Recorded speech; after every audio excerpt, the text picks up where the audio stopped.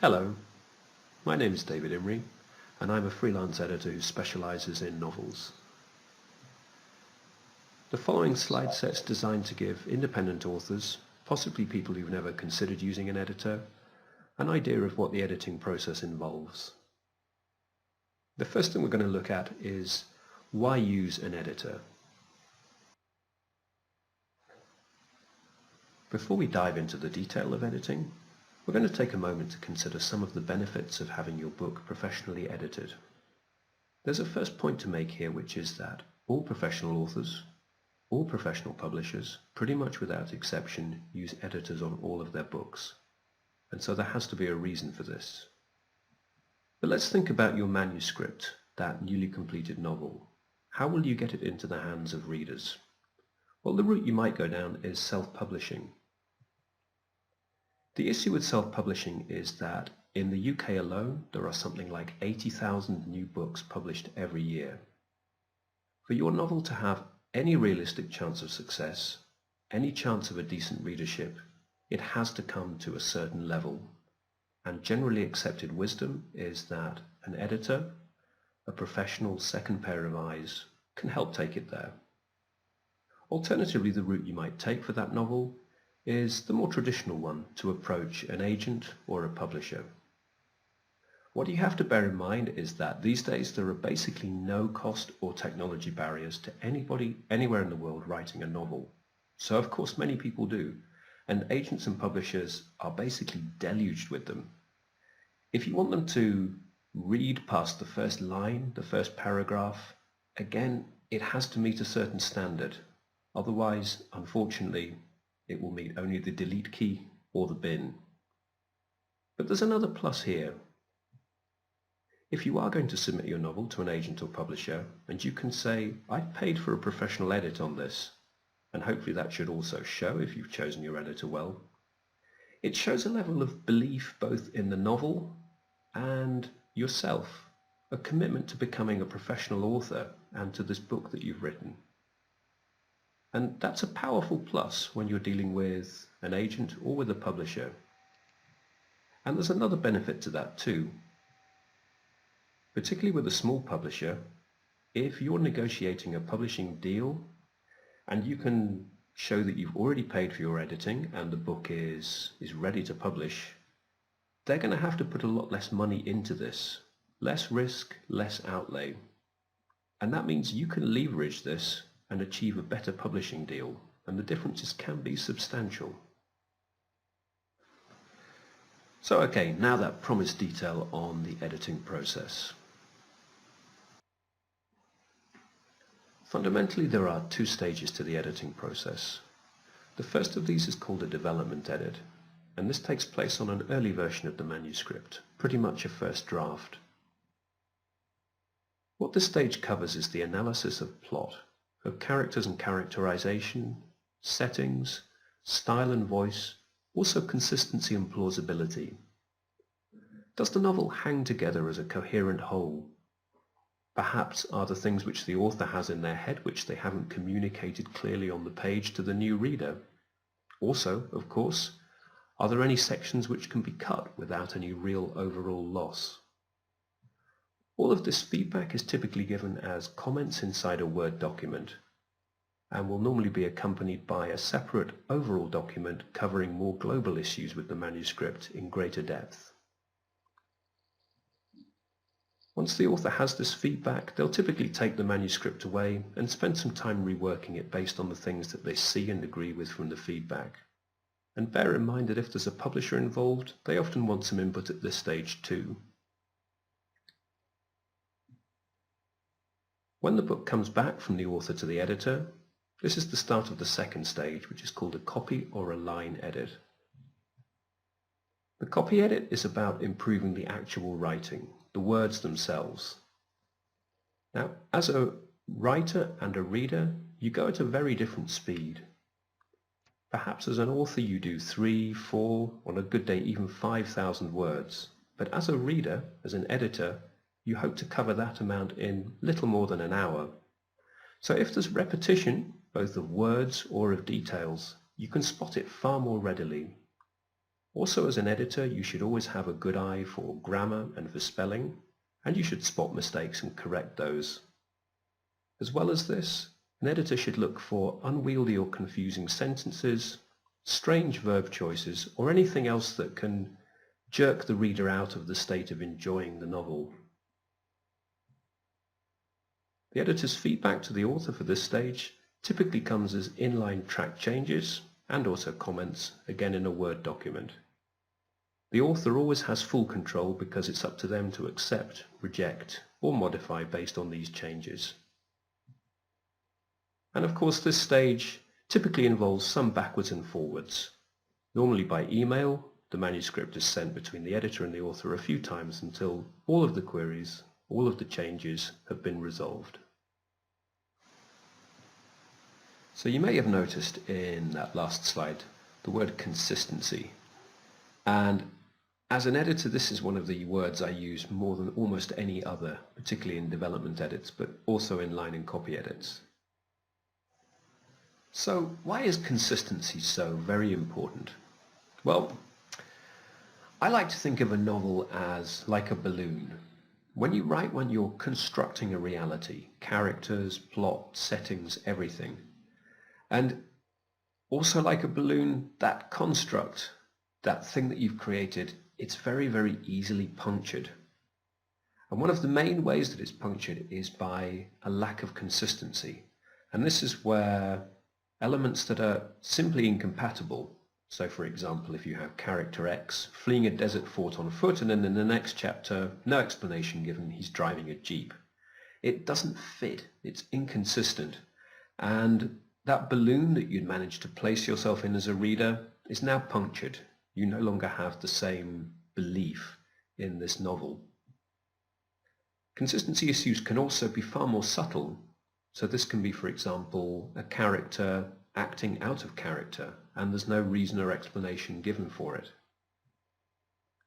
If your novel is not consistent, readers simply get jarred out of their suspension of belief. And as soon as that happens, unfortunately, you're starting to lose them. It's an easy error to make, it's a very hard error to recover from. And that's why a good editor will come to your manuscript without all of the assumptions and unwritten background detail that you have as an author. You have far more in your head than you've been able to put onto the page, and sometimes elements of that don't make it across the divide. So what the first-time reader reads doesn't hang together. There's a piece missing. There's a piece that doesn't fit. As an author, you really have not much chance of being able to spot this. You're simply too close, too familiar to what you've written. But an editor who has the same experience as a first-time reader should be able to spot exactly these kind of consistency flaws. And of course, a positive editor, someone who tries to help you solve the problems rather than just pointing them out, will also suggest solutions to consistency problems that they find. The other word I use an awful lot is plausibility. So what is the importance of plausibility? What do I even mean by this? Well, I'm going to go back to my balloon metaphor from the previous slide. If consistency, incompatible details, is all about not popping that balloon, then plausibility is about inflating it, building it up. However weird, bizarre, or outlandish, maybe it's an alien world, maybe it's the dim and distant past, whatever you construct, the characters, the settings, everything about your novel has to feel in some way plausible to the reader. They need to buy into this. They need to suspend their disbelief. There's a great example of this, which is The Handmaid's Tale by Margaret Atwood.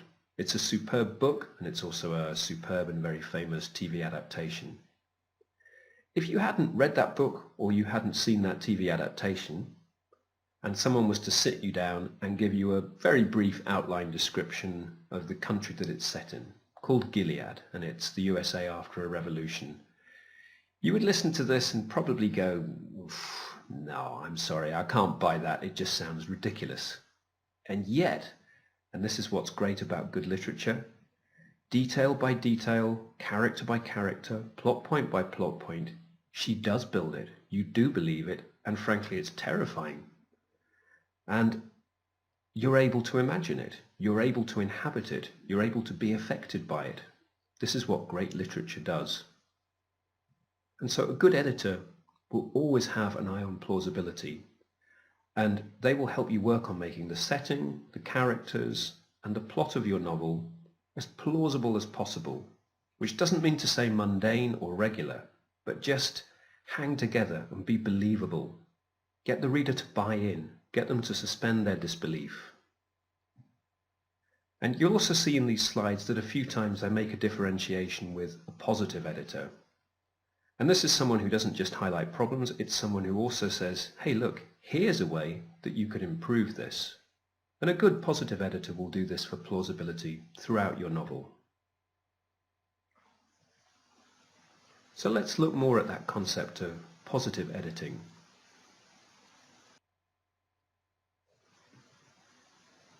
With a lot of editors, what you get back as an author is a manuscript effectively covered in red pen. Problems here, this is wrong, that's bad, this doesn't work, you should cut that. It's a very, very negative thing, and it can make the revision, because you thought you finished your book, you did that first draft, great, it's done, and now an editor's telling you there's 1,001 problems to fix with it. And that can make it a grim, difficult, negative process that, to be honest, you often don't really want to start.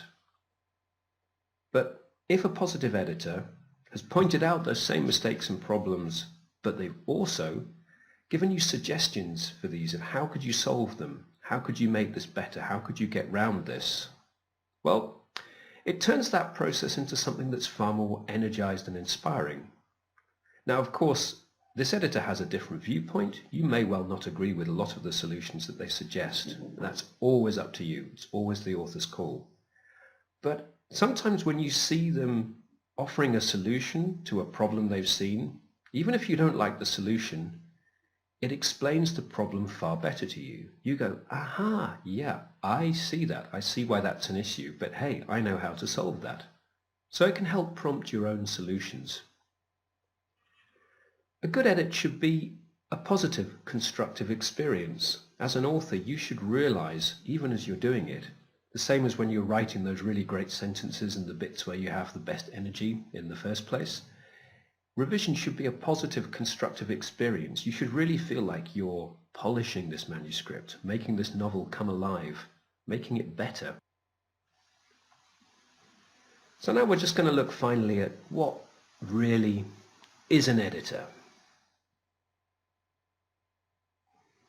So a good editor, for me at least, is first and foremost someone who is trying their damnedest to help your novel be the very best version of itself that it can be. As I said in one of the earlier slides, there's simply so much competition these days that I don't think anything else is good enough. Both the author and the editor need to be totally committed. A good editor is also a second pair of experienced, professional eyes spotting problems.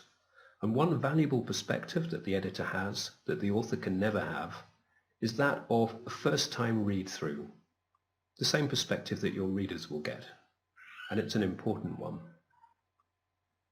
A good editor is, of course, a second imagination helping to solve issues. Okay, the final decision is always yours, the author's, but often it's a great help to have additional solutions to help you get there. A good editor should, of course, be an obsessive with a penchant for nitpicking. Grammar, spelling, punctuation, it's all important, it all makes a difference, and an editor should be good at that.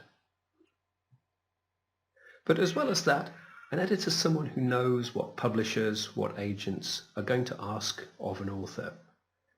They won't always do that particularly kindly, but a good editor is someone who will steer you gently in that direction. And it's a useful, in fact, necessary thing if you're going to have success with your book. A good editor should, of course, be excellent at grammar and spelling, but they should respect your style and your voice. English is a flexible language, and you shouldn't be imposing a grammatical, awkward style on something that has a different flow. You should respect the style and the voice of the author. And a good editor is also typically after the author's partner and kids. Normally the person you see in the thanks section of any successful book for whom the deepest sentiments are expressed. And again, the same as with every publisher and every author using an editor, there's a reason for that. So thank you for listening to this, and the very best of luck with your novels.